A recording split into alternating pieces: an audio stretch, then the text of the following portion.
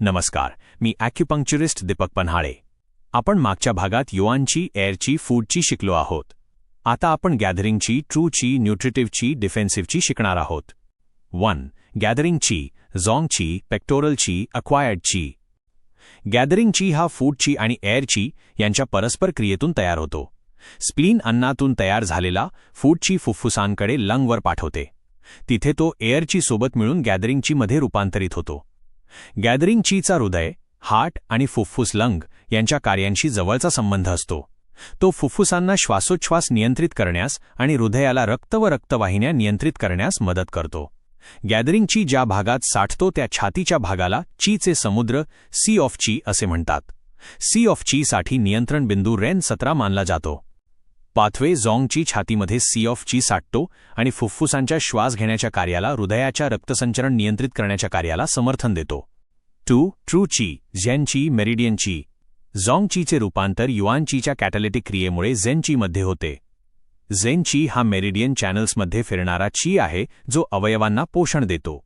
गॅदरिंगची प्रमाणेच ट्रूची देखील शेवटी फुफ्फुसांपासून उत्पन्न होतो, म्हणून फुफ्फुसची नियंत्रित करण्याचे काम करतात. ट्रूचीचे 2 प्रकार असतात. 1. न्यूट्रिटिव्हची, यिंगची. 2. डिफेन्सिव्हची, वेची. पाथवे झेनची संपूर्ण शरीरात फिरतो आणि युआनची, जियूची आणि क्युइंगची यांच्या अंतिम रूपांतरातून तयार होतो. 3. न्यूट्रिटिव्हची, यिंगची अपॉन नरिशिंगची, मानस पोषण देणारा ची. न्यूट्रिटिव्हचीचे मुख्य कार्य म्हणजे आतील अवयव आणि संपूर्ण शरीराला पोषण देणे.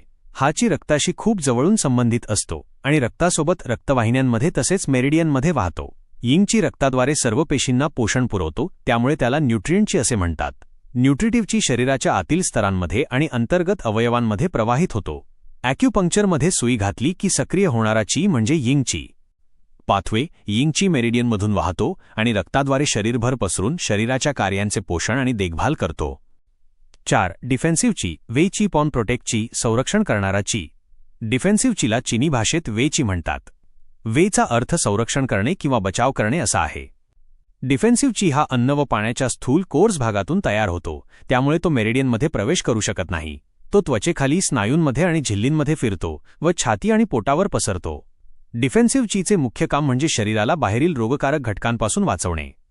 वारा, विंड, थंडी, कोल्ड, उष्णता, हीट, ओलावा, डॅम्प. पाथवे हा ची मुख्यतः फुफ्फुसांद्वारे वितरित केला जातो. दिवसा तो त्वचा आणि स्नायूंवर बाहेरील स्तरावर फिरतो. रात्री तो शरीराच्या आतल्या भागात प्रवेश करतो.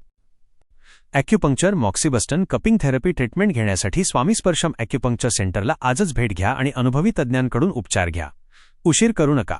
आजच संपर्क साधा 9321036573 या नंबरवर आणि तुमची अपॉइंटमेंट द्या.